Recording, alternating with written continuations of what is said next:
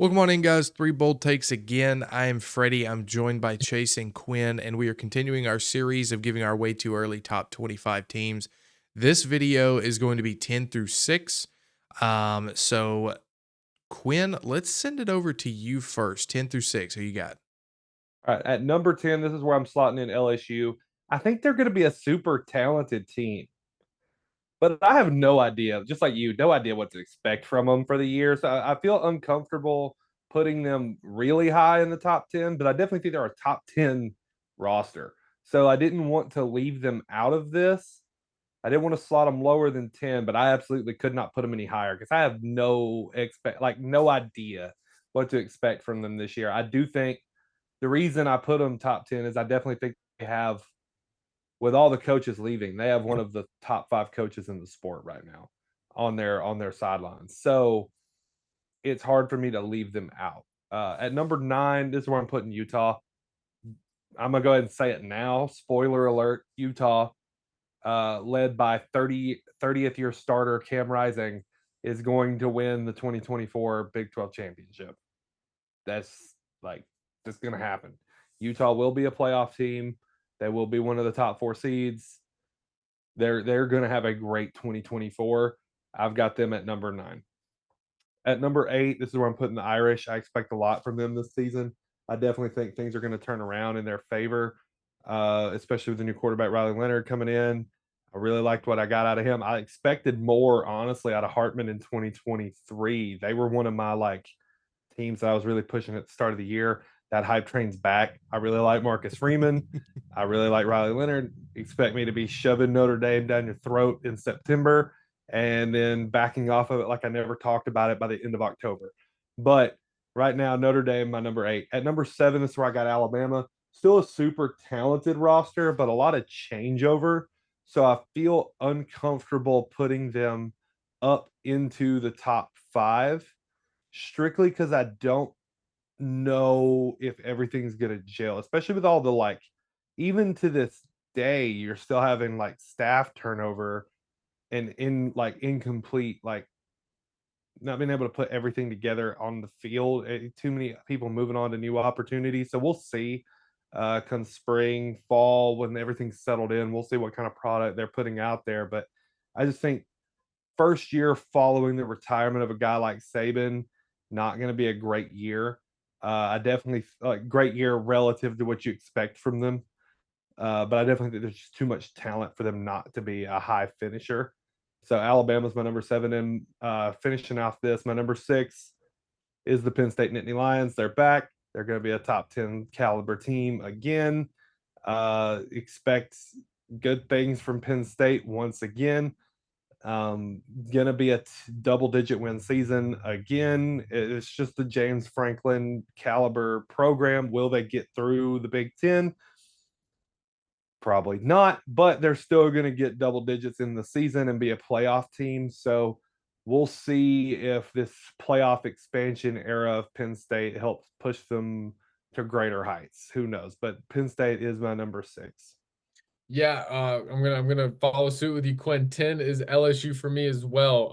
A little bit of a roster turnover here. No Daniels, no Neighbors, no Brian Thomas, but I think they're just gonna bring in guys that are gonna really reload. And I will officially agree now that Brian Kelly is one of the top 5 coaches in college football at the moment, with Saban and others moving on, Jim Harbaugh gone. I think Brian Kelly's moving up, but with this expanded playoff, this is literally screaming guys like James Franklin and Brian Kelly, hey, this is your time to go and win and show out for the coach that you are. So this really means a lot to him this season. I got LSU at 10. 9 is Florida State for me. I'm very appreciative of Norvell. I think Norvell's a really good coach. I'm excited to see what he does, but there is a lot of loss on both sides of the ball for this team. That's the only problem. I kind of wanted to put him lower, but I'm going to believe in Norvell. He's done great things every single season, and he reloaded through the transfer portal a little bit. So I'm excited to see what they do.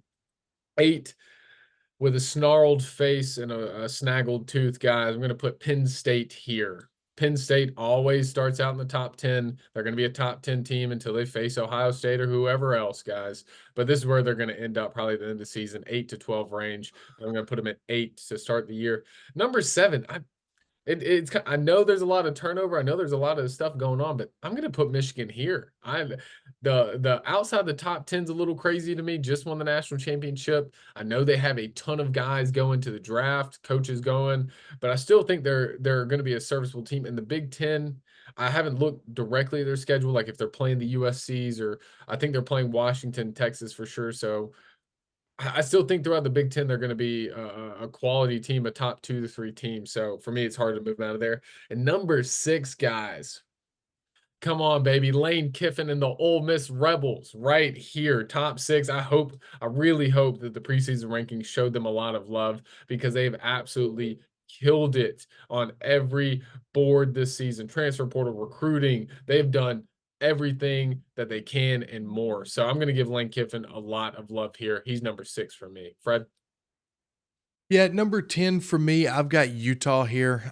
Similar to you guys, they will win the Pac or the the Pac-12. Goodness gracious, that's going to take a while for me to get used to. The Big 12. They will make the playoffs, similar to what you guys already said, so I won't spend too much time there. Number 9, this is where I have Notre Dame. Now, if you guys watched our video on who will be the quote-unquote Washington of 2024, the dark horse team to potentially make a deep run in the playoffs, Notre Dame was my team, for similar reasons that you guys have already discussed as well. Number 8, this is where I have Missouri. I've got Missouri here at number 8 after what they did last year, and I believe they had a top 3 transfer portal class coming in as well. So I expect big things from Missouri. I don't think their schedule is relatively that difficult. Now, obviously, it's going to be a step up from playing in the SEC East, like they have been. So you're not getting the Floridas, the South Carolinas, the Vandies every single year. So that's going to be a different, a different tune for them. But I have a lot of faith. I love what I'm seeing in Missouri. And at number 7, Chase, this is where I have Ole Miss. Extremely excited to see Lane Kiffin next year back again after 2 great years with Ole Miss, 2 great recruiting classes, 2 very good transfer portal classes. So I expect them to make the playoffs. This is again, just like you mentioned with James Franklin and Brian Kelly. This is another opportunity for a head coach in Lane Kiffin that's had 10-2 seasons, very good seasons, to make the playoffs and make some noise. So that's why I have Ole Miss at 7. And at number 6, this is where I have Alabama. I think they have way too much talent to be any, higher than this. But who knows, right? There's a lot of stuff going on in Alabama. I do think that they have assembled a very, very good coaching staff for what they could have done with who was available, right? Obviously, not everybody is available when you want them to be. So I think that Alabama, again, is going to make the playoffs. They may not win 11 games. I think they may win 10 games, which we'll get into that later in the offseason as well whenever we give our team by team predictions. But yeah, that rounds out my number 6 with Alabama. Guys, stay tuned for the next video for the full top 5. Very excited for that one. As always, 3 bold takes. We'll catch you later.